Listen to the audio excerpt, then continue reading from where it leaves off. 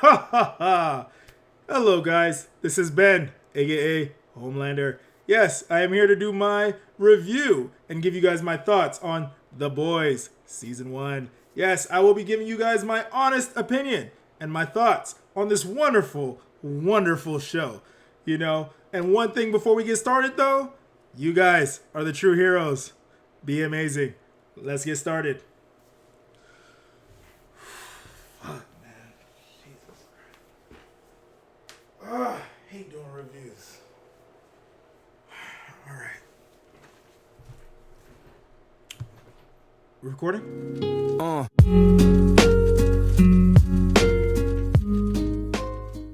What is good, everybody? This is Ben coming to you with the review of The Boys Season 1. Yes, this is one of these shows that, don't come along often. But when they do, you just have to say something about this.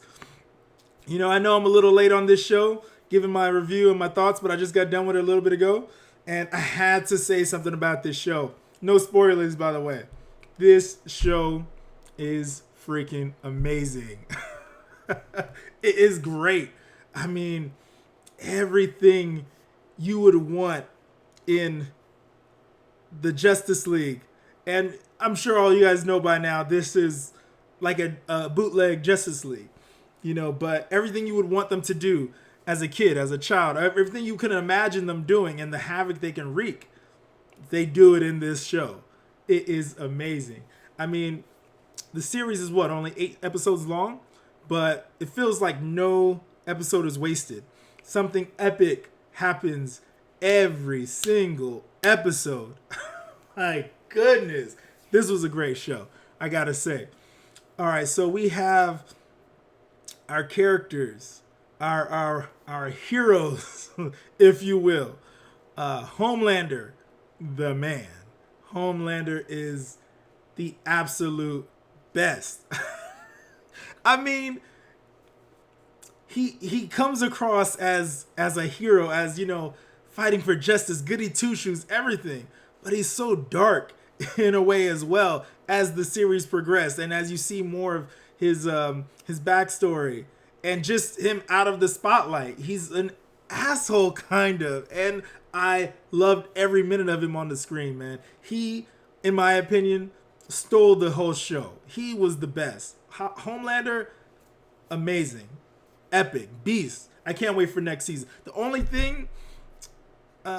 misstep I feel, but it wasn't really a misstep because I feel like it gives them room to grow, is that he was never pushed in this season. He was never tested. He was just the man. He was too powerful for anybody else to deal with. So we never got to see exactly the extent of his powers. Yeah, his power base is basically Superman, but essentially, mostly what we saw of him was the laser beam eyes. Epic as it was, he was wrecking some folks. Now he was chopping them up, slicing them. It was crazy. It was crazy, but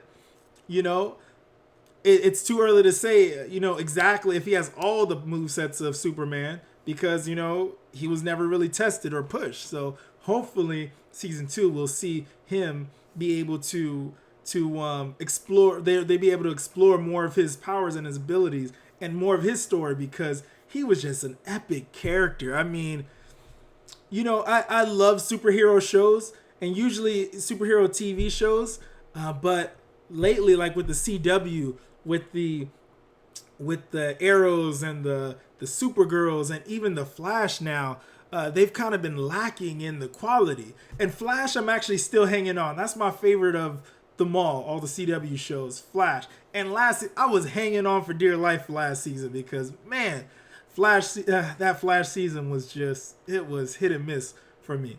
Hit or miss. But this is it. We're not even talking. They're not even in the same league. They're not even in the same league. There's nothing to talk about here. The Boys is the best. Some of the other characters. Who do we have? A-Train. His storyline got explored a lot in this season.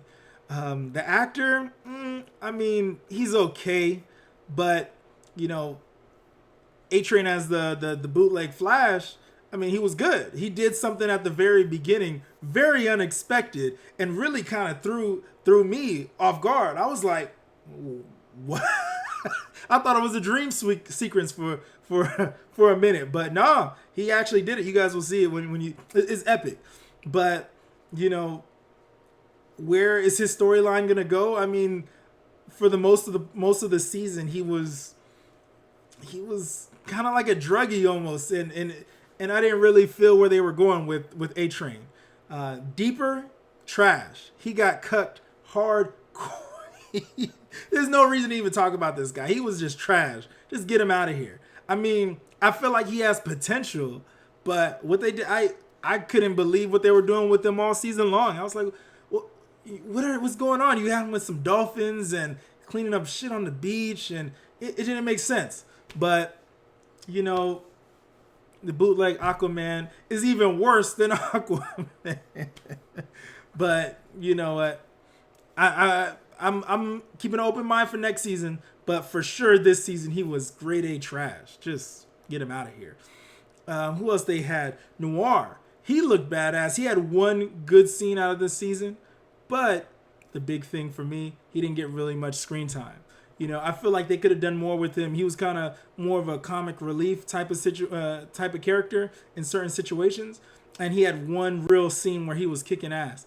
But outside of that, he was barely seen in this season. I was actually shocked, but that's another character I hope they kind of delve into more and more as we get into season 2. But who was the Translucent?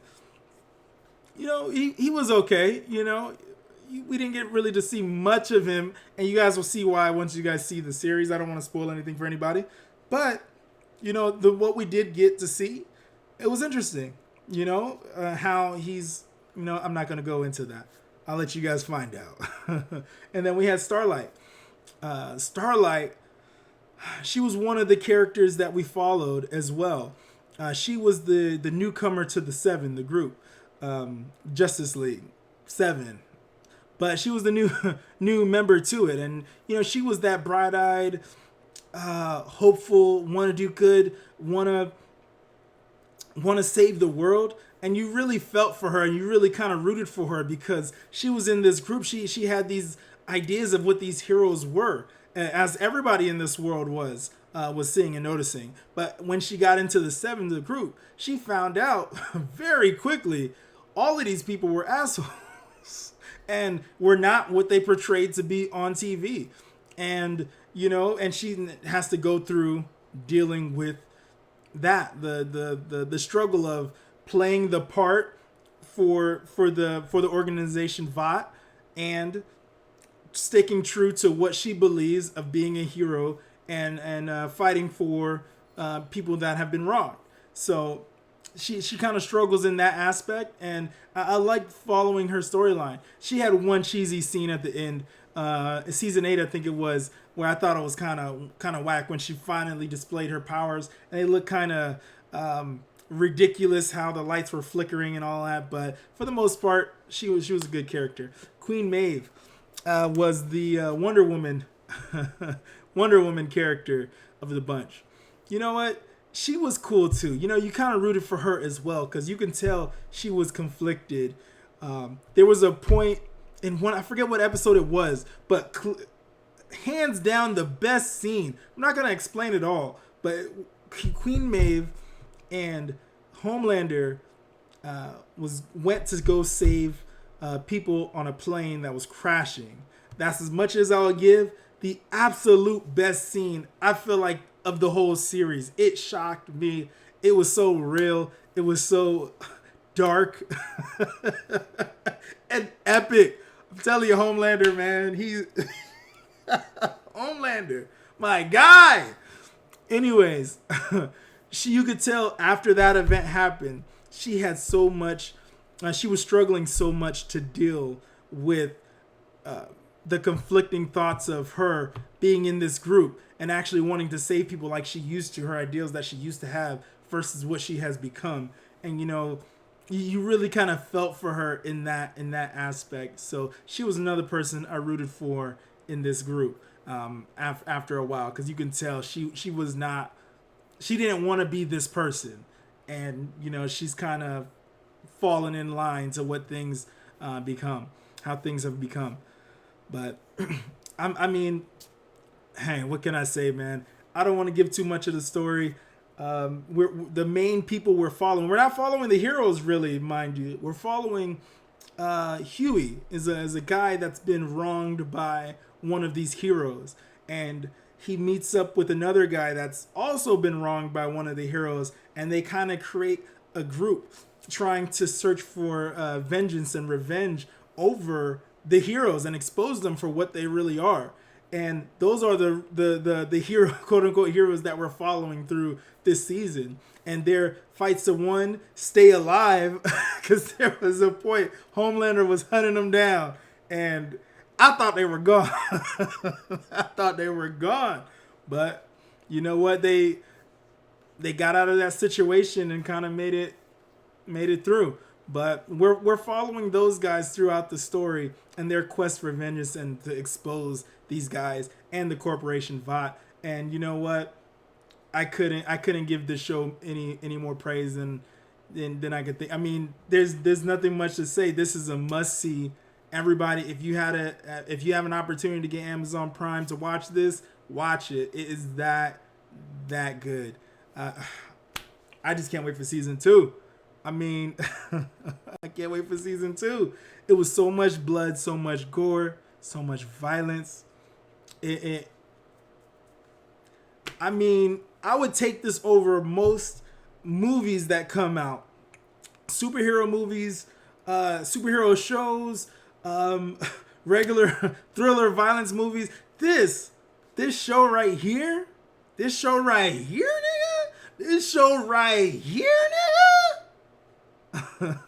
is amazing, man. Really should watch it. You know what? 5 stars out of 5 for me. 10 out of 10. I mean, there's not much more that could have made this show epic. Even the ending. I mean, it was one hell of a cliffhanger. That's one thing I would say. It was a crazy cliffhanger they left us on, man. It was a crazy cliffhanger, but you know what? Is going to build that much more anticipation for season 2, and I can't wait. Anyways, guys, that was the review of The Boys season 1. If you guys enjoyed this review, please hit the subscribe button, hit the like button. It does help this channel out greatly. I really appreciate you guys, and have a good one.